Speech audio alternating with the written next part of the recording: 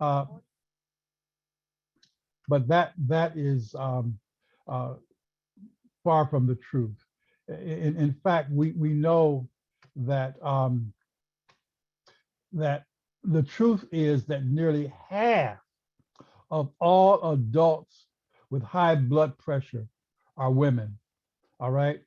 We further know that women represent about 52% of the deaths from hypertension. I'll veer from here. I remember we said the same thing about heart disease, and the first person I ever saw, I think I was still a medical student with heart disease, was a thin, young black female, a thin, young black female. And so these diseases, they don't necessarily read the books, you know, but there are some factors, there's some issues that predispose women to hypertension. One of them is pregnancy, you know, and one of the worst things you can have is eclampsia or preeclampsia during pregnancy. And one of the early trademarks of that is elevated blood pressure.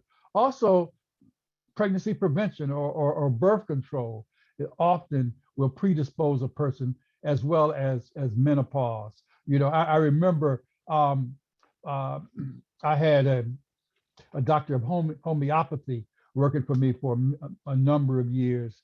And we were talking one day, Dr. Mohan, and he said, you know, Doc, um, with women, you see significant change when they start their menstrual cycle, when they first get pregnant, and when they have menopause. These are critical areas. There's some tremendous hormonal changes that take place in the body, and it can definitely have an impact. You know, one of the things that elevated blood pressure does, um, as it is chronic, and I should have said chronic hypertension here, is that it causes scarring or damage to our arteries, all right? And that damage can lead to a number of things, including heart attacks, strokes, kidney failure, eye damage, you know, heart failure, and fatty buildup in the artery. We call that process atherosclerosis or arteriosclerosis.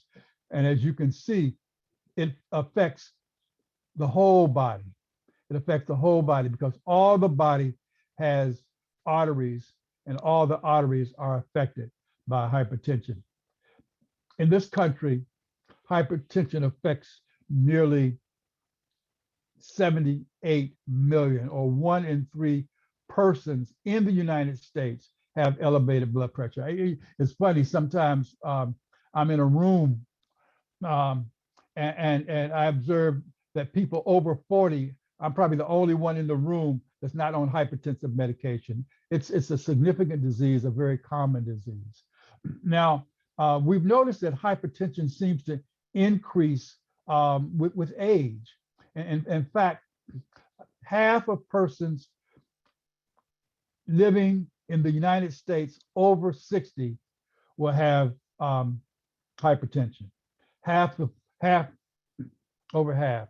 So are we suggesting that hypertension is an inevitable consequence of aging, that hypertension is a normal response to aging? I say not.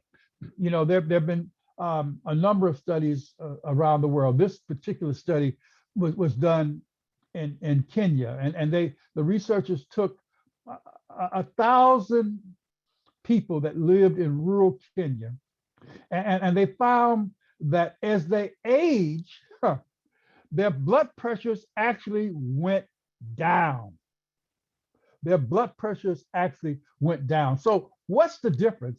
So what the researchers found is that these Kenyans were eating a diet that's centered around whole foods, whole plant foods.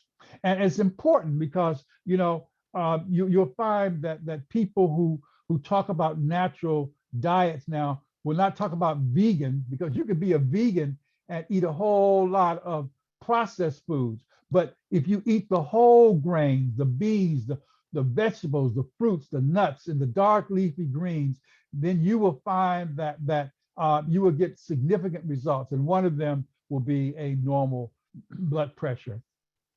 They looked at 1,800 admissions, all right, to this hospital in rural Kenya over a 2-year period. And there were zero cases of hypertension, and there was no cases of heart disease, not one. And heart disease is our number one killer. By the way, I'll just tell you as an aside, if they had looked at cancer, if they had looked at diabetes, they would have seen similar things in these patients, almost non-existent. But it's not just in Africa. In China, people in China will have blood pressures 110/70 without medication their entire lives, all right? And in fact, people in their 70s are having the same blood pressure they had when they were 16. But once again, the usual diet is a plant-based diet. They eat meats only on special occasions. Well, even here in America, Americans on a strict plant-based diet can have blood pressures 110/65 in that range, 110/70, because it's the diet, all right, that is one of the keys. So what about salt? You know, it's very interesting. I can tell on my brother. I went down to North Carolina because my brother was extremely sick. He's 3 years and 1 day older than I am, and have not followed the same lifestyle that I followed. So he had congestive heart failure. He had his second stroke. He had a heart attack. He had kidney failure. He had diabetes. He had hypertension. He had chronic obstructive pulmonary disease. He had gangrene of his legs, of course, and he was demented. And of course, they thought that he was going to die. I evaluated him there in the hospital. Matter of fact, he called me his doctor. I said, no, I'm your brother. That happens to be a doctor. But I evaluated him and I said, look, if you are willing to change, I can help you. I said, I've helped thousands of other people. I will help you. I stayed down there 2.5 months working with my brother. And then I brought him up here for almost a year, about a week shy of a year. And then he went back to North Carolina. But my brother made tremendous changes. He got off the meat. I got him eating rice and beans and vegetables, but he would not give up the salt. He would not give up the salt. And I did a show on salt and made sure that he was in ears, he could hear me, you know, and I talked about all the data on salt, but he would not give up the salt. He would put salt on his food before he would even taste it, all right? Salt on his food, I don't know if you know anybody like that, but he did it. And actually, it turns out that that's a fairly common practice. And when he went back to North Carolina, he said, I'm going to stick with the diet that you put me on. He called me Rocky. So I'm going to stick with that diet, Rocky. But he still used the salt. And he ended up going back into the hospital because his blood pressure was extremely high. He thought he was having another stroke. No, it wasn't a stroke. It was hypertension. When he was here, I had his blood pressure normal on no medication. So, you know, they looked at some Brazilians living in Amazon rainforest, and they have what they call a no salt culture, and it was found that they have the lowest intake of salt ever reported in medical literature, and they find that even later in their years, they're having blood pressures 100/60 without medication. However, if you go into the city in Brazil, other places, you'll find that that up to 38% of the population have hypertension. So the issue is not genetic. The issue is what they do.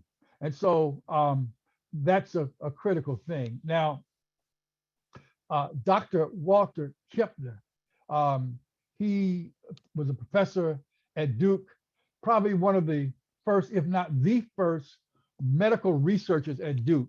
And he started a program called the Rice Diet, back in 1939. He started from malignant hypertension and kidney failure. And he said he did it because the only treatment for those patients was death. All right. The only way to get that blood pressure down was for them to die. There was no medicine. And he found that he could get their pressures down to 80/60 without any medication on his salt-free, oil-free rice and fruit diet. So is all salts bad? Well, they've done a lot of research, and I'll tell you, it's actually controversial because I've seen it both ways in literature. But the thing that is consistent is that refined processed salt can cause your blood pressure to go up.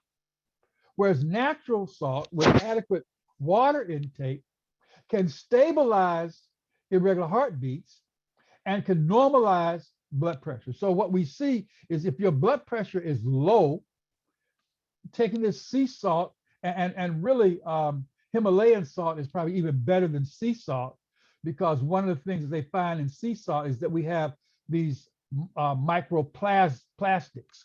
You know, plastics has been thrown in the water, it's been broken down, and somehow it gets mixed with the salt. And so you get these microplastics. And so Himalayan salt, which come from the mountains, is probably even better. But this sea salt can help to raise it if it's low and lower it if it's high. Now, potassium. When we think of salt, we normally think of sodium, but potassium is also a salt. All right. Sodium is the number one extracellular ion, and potassium is the number one intracellular ion. And we find that potassium has been demonstrated in a number of studies to be associated with lower blood pressure, regardless of how much salt you're taking. There's one of my friends, he's a fellow Ohioan. He passed just last year. He spent a lot of time in Africa, and he developed a cream. Matter of fact, I have some in my office now, where you can rub this potassium cream, where you can rub it on your skin, and it actually lowers the blood pressure. Rub it on your skin. Potassium. There used to be a potassium supplement. They called it KM, I think it was KMP, and you could take that potassium, and it would do all kinds of things, including lower your blood pressure. So, what are some of the non-medical treatments for blood pressure?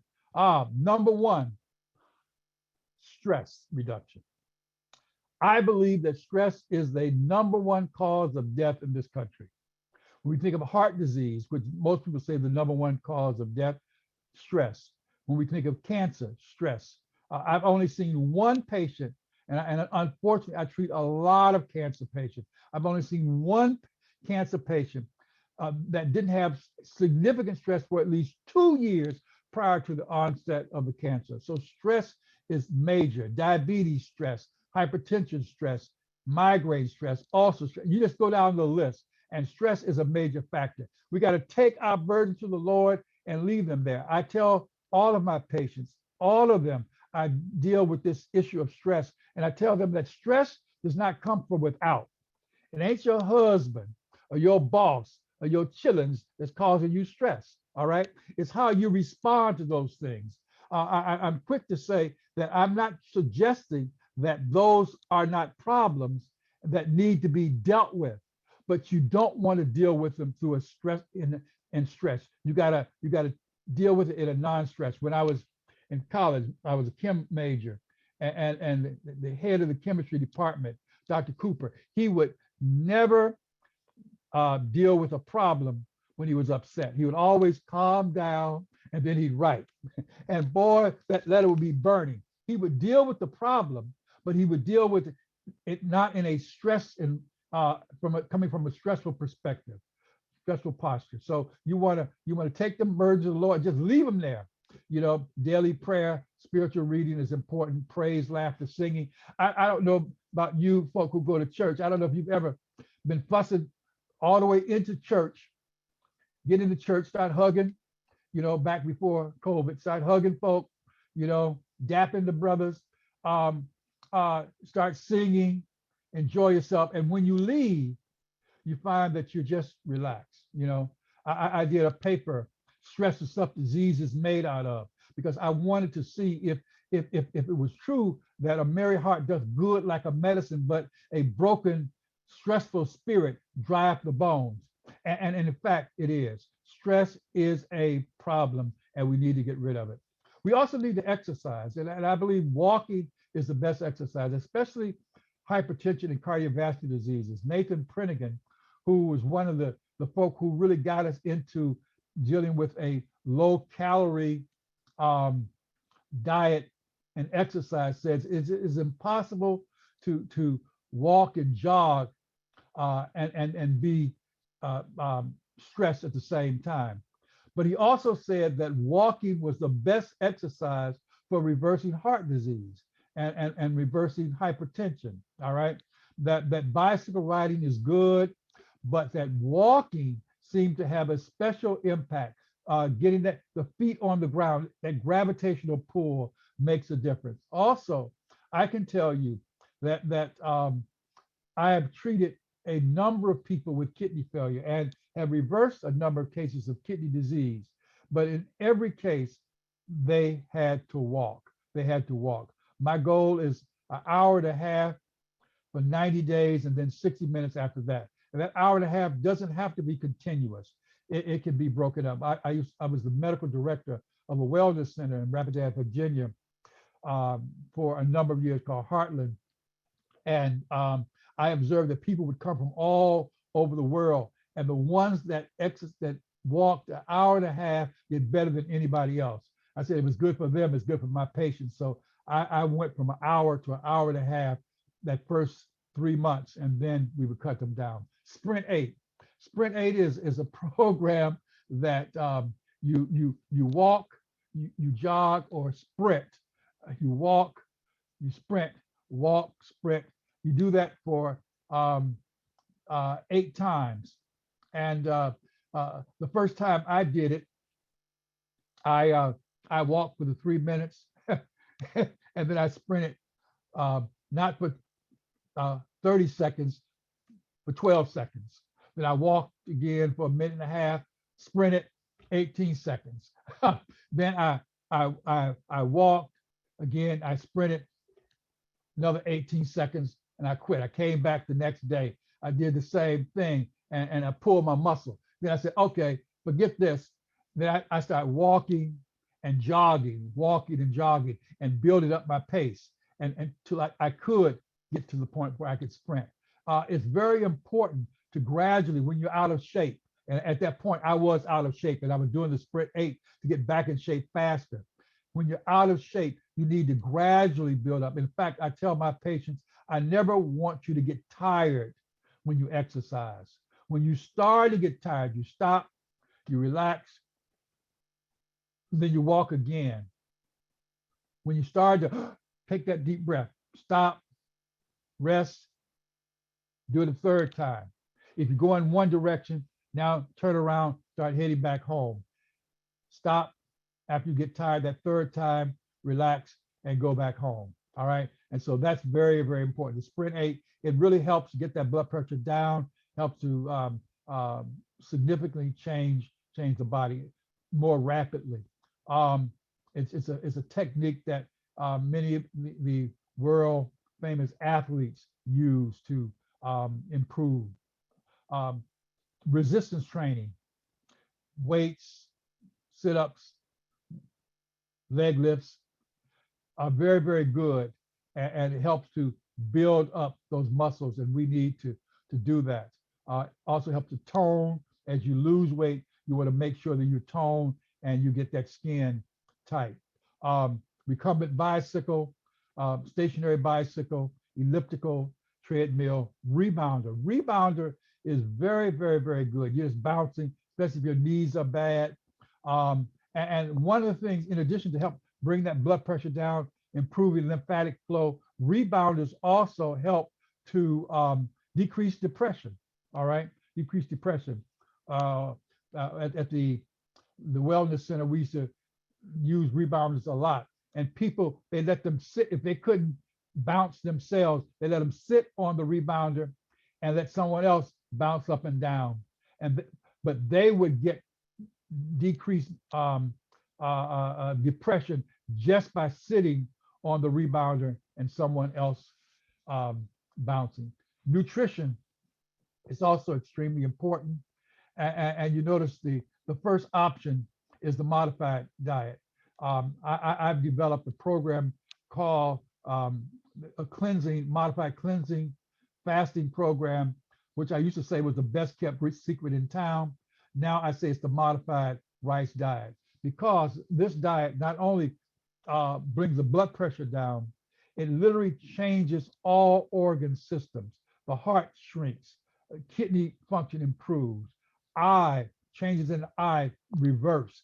And it's been documented. Excuse me, Dr. Kempner was presented at one conference and he showed slides of people's eyes before and after.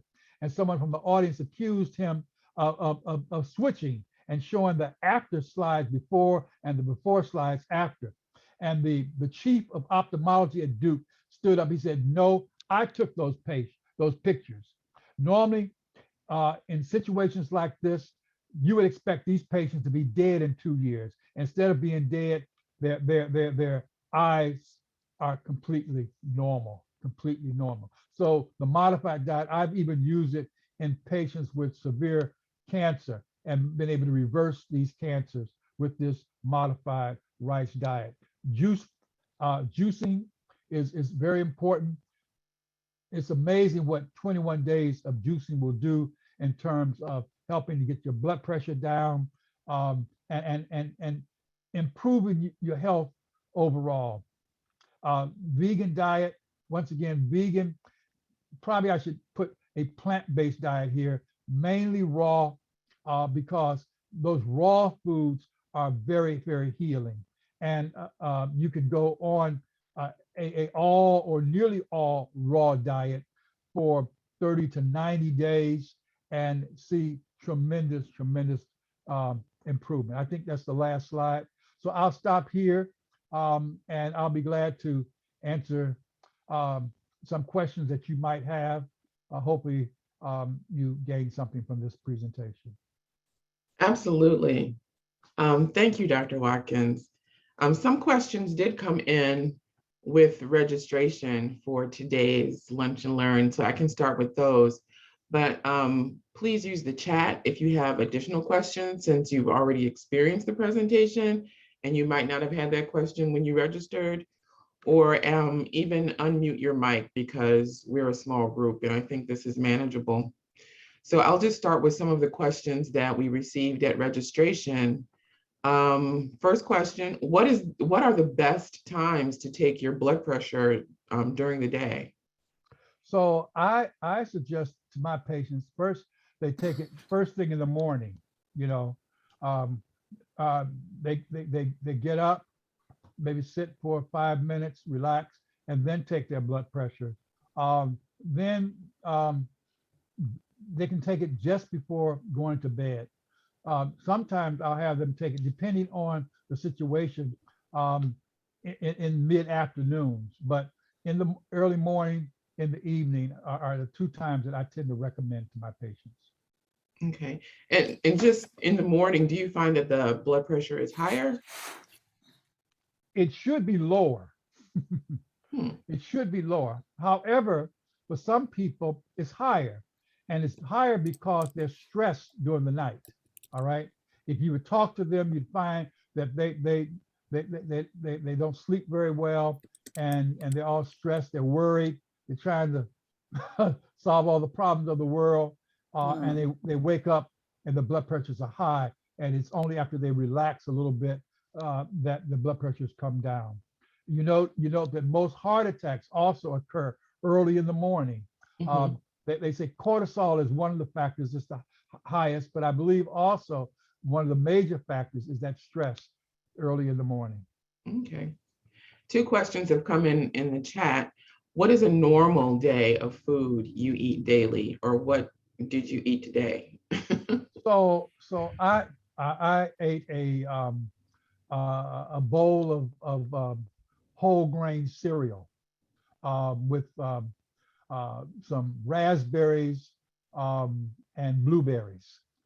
Blueberries are probably one of the best berries that we eat for blood pressure, for heart, for diabetes, for cancer. Blueberries are just powerful. And in fact, for diabetes, for instance, I was reading one article, they did a study where they looked at um,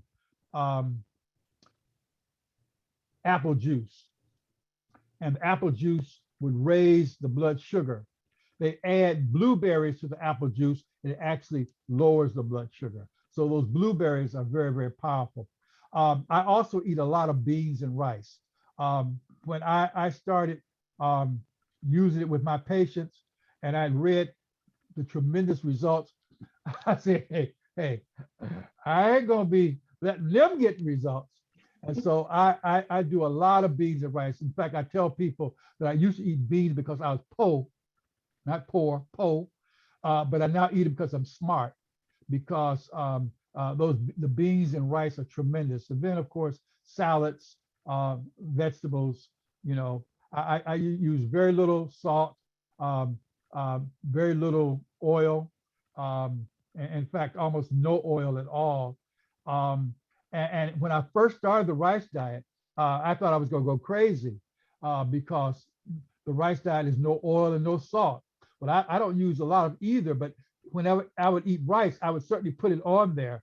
But I learned that I could use other seasonings, turmeric, cayenne pepper, onions, garlic, etc., and get the rice tasting really, really good, and not have to do seasonings. I do a lot of smoothies.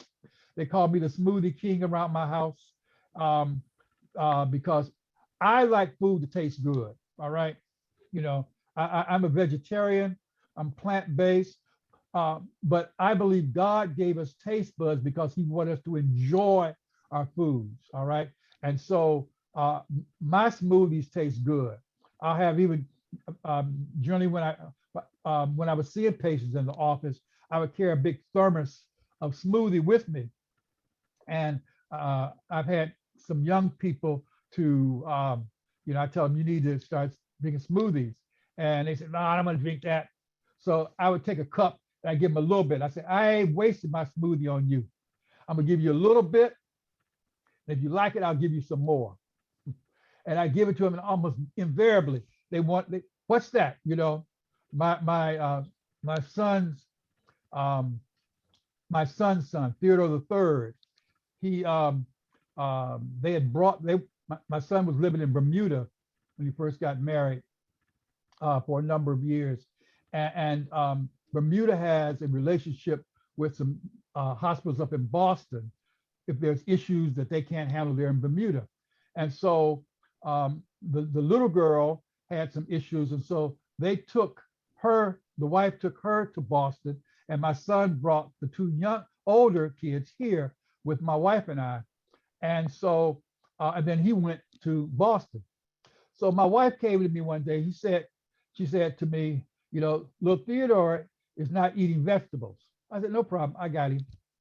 So I started making him smoothies, putting broccoli and kale and all kinds of stuff in that smoothie. But I use dates, I use figs, I use um, uh, uh, different dry fruits, to sweeten uh, Mhm. the smoothie. When he went back to Bermuda, he called they did a what's the I don't have the iPad, with the iPhone, um, Oh, you know, FaceTime. FaceTime, Hmm. FaceTime. So he Yeah. FaceTimed us. I'm the only one in my family without an iPhone. But anyway, they FaceTime. He said, Papa, I want to come back to your house. I said, no, man, I want to come to Bermuda to your house. He said, no, Papa, I want your smoothies. All right. Now they live here now. Whenever they come over, he is 12. The younger daughter is 10.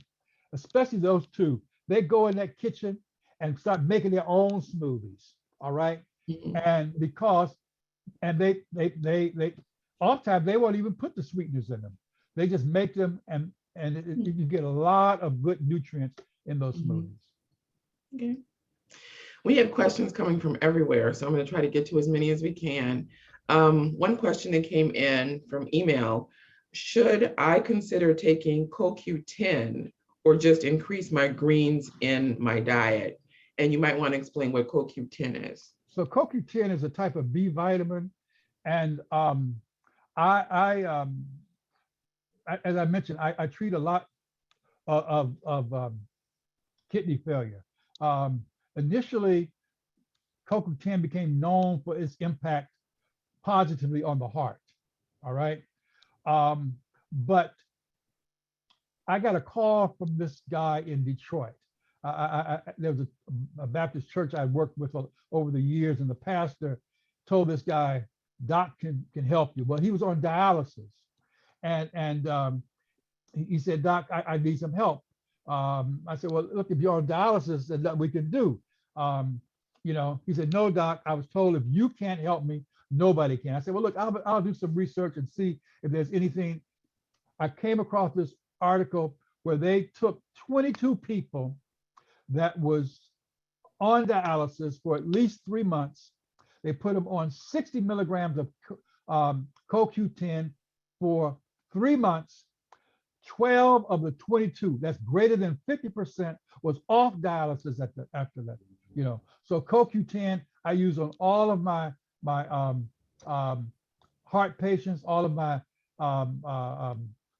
kidney patients, and now I'm going to start using it on all of my patients because CoQ10 seems to help to increase the energy in the cell to help healing occurs. And so, yes, CoQ10 is very, very good.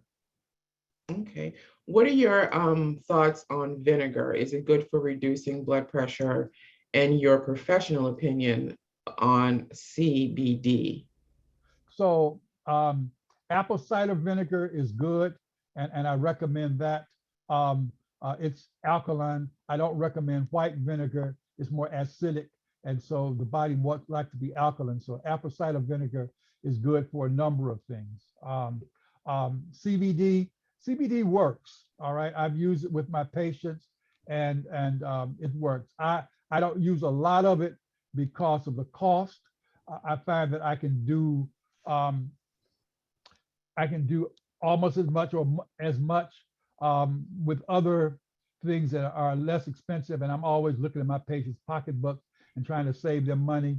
But yes, it definitely works. And it Okay. works for a number of things.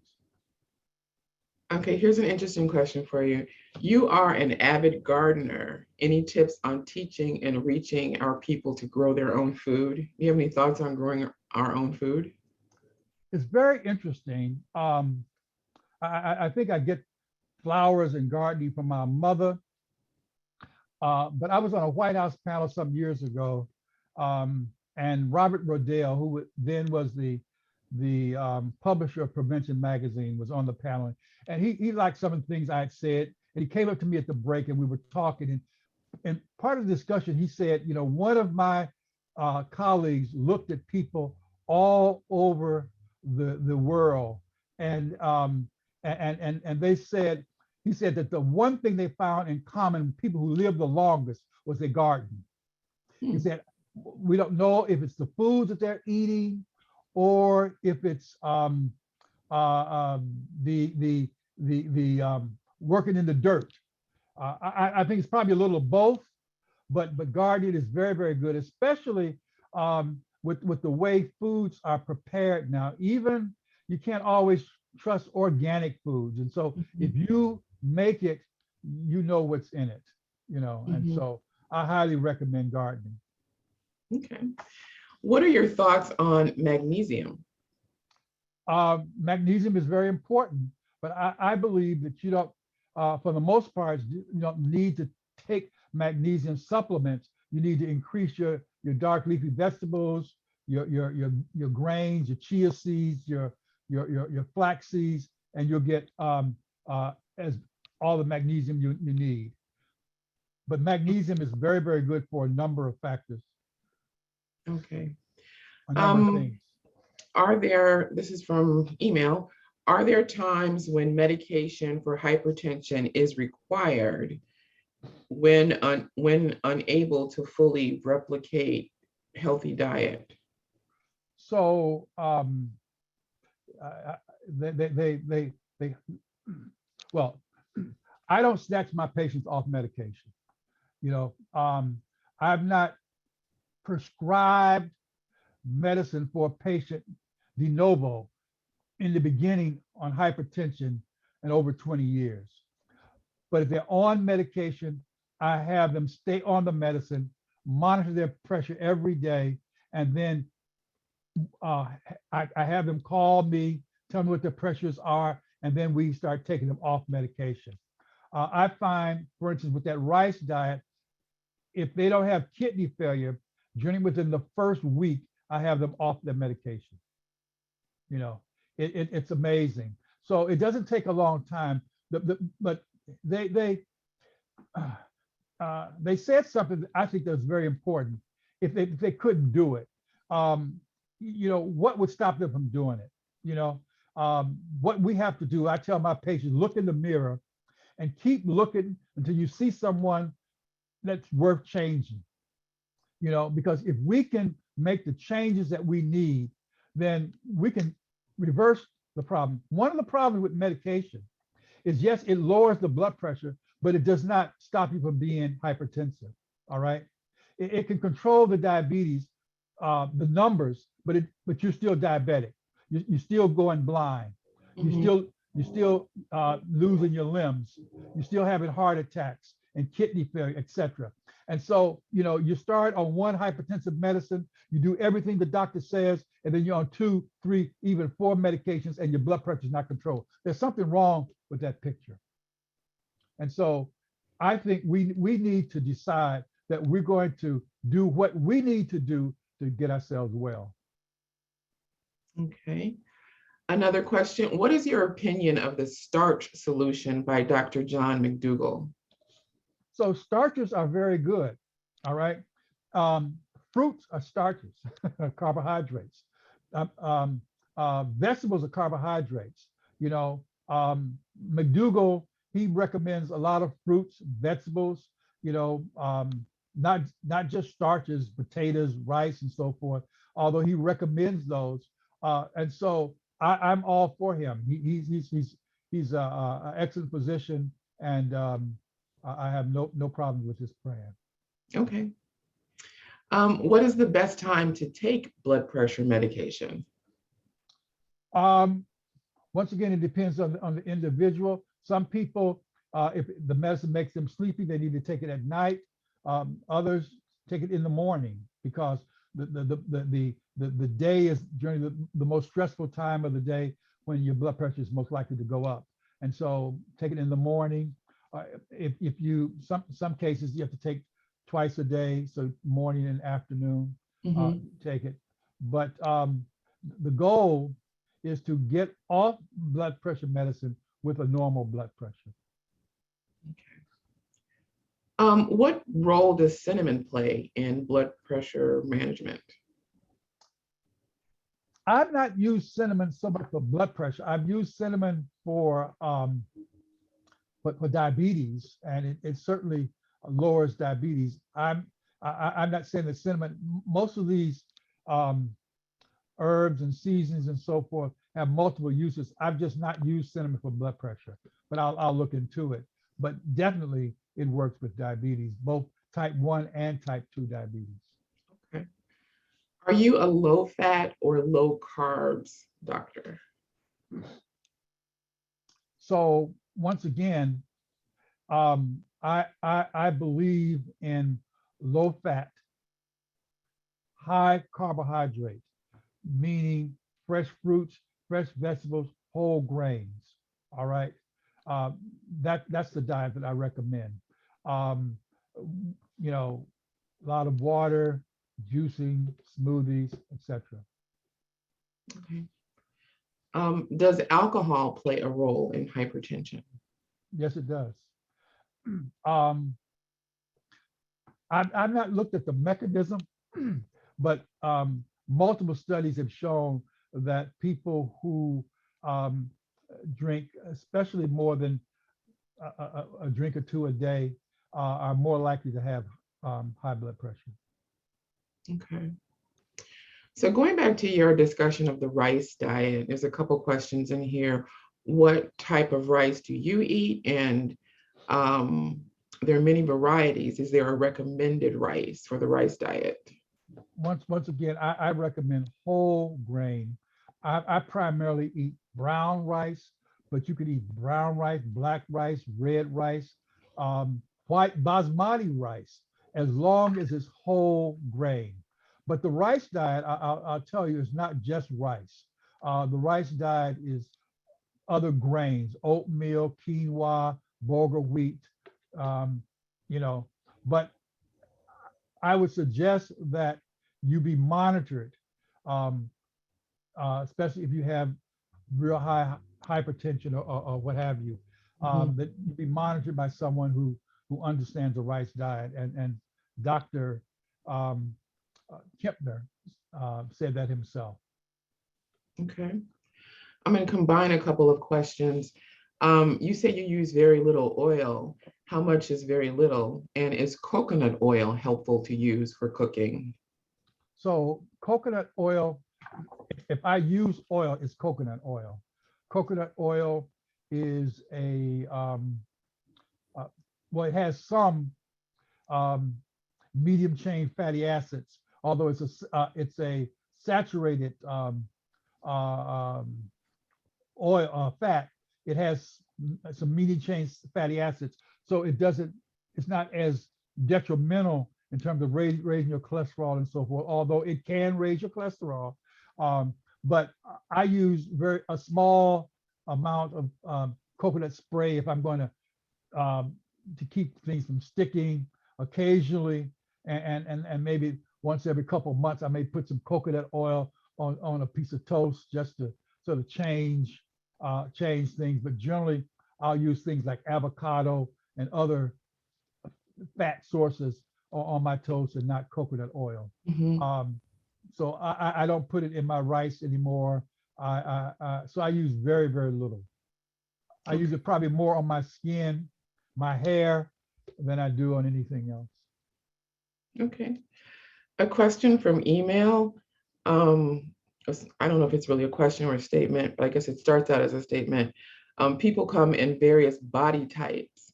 Um, does what you're recommending work for everyone? Well, it's very interesting. I have found that we tend to get results across the board. You know, um, uh, some you may have to do some things different than others, but body type, blood type, to me, that doesn't make a difference. The main thing is their willingness to let go of the stress, to change their diet, to exercise, etc. Get plenty of rest, drink water, those kinds of things, sunshine. Mhm. Okay. Um, what is your favorite bean and which are the top three for weight reduction and blood pressure? Um, Red beans are probably my favorite, followed by black beans. Growing up, we eat a lot of pinto beans. So I eat some pinto beans. I like lentils. I eat a variety of beans. All right. Um, uh, I eat chickpeas. So I find the changing up getting that variety makes a difference. I even use different seasonings to change, so it doesn't get boring.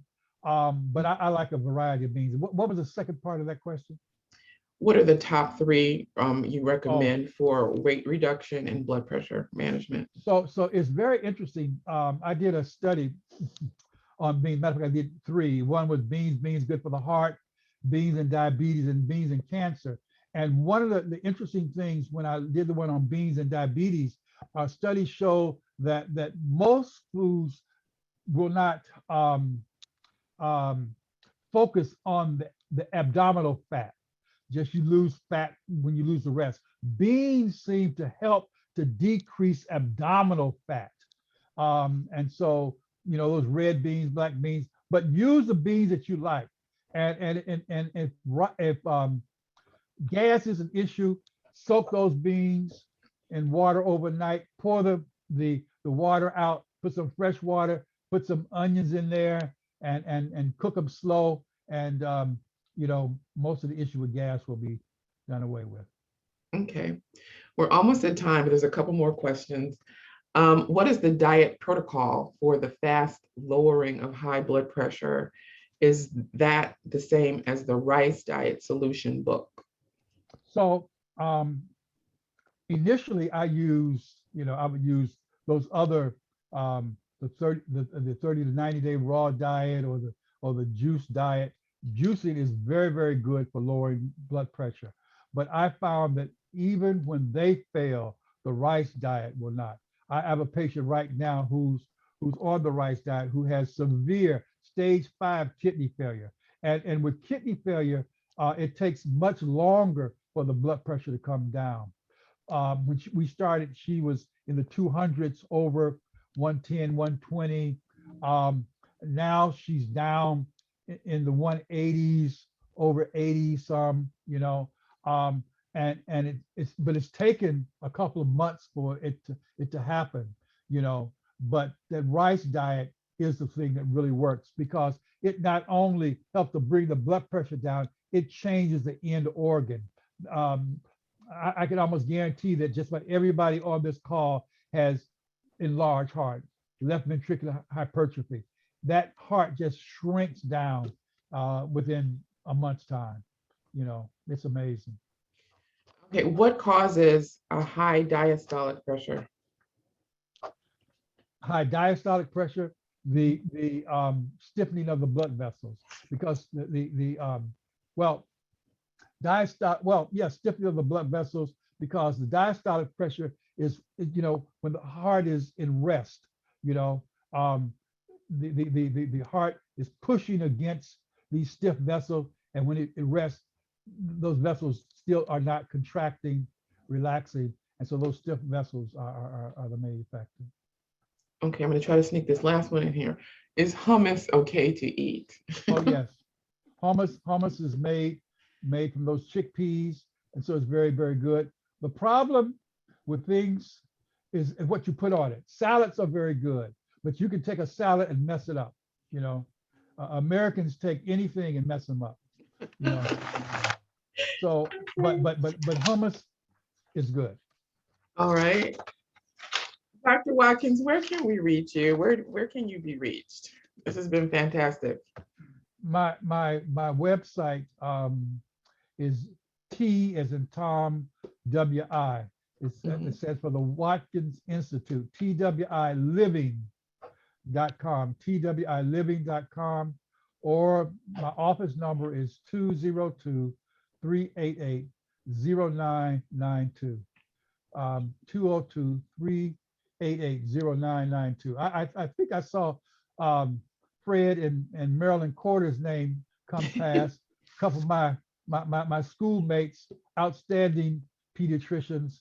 High five to them. Love them, love them. Fantastic. Thank you, Dr. Watkins. If we have other questions, can we send them to you? Certainly. Can I send them to you from the group? Most definitely. Okay, thank you. Thank you again. Thank you. Thank you so much for giving us a lunch and learn. All right. Taking time out of your day.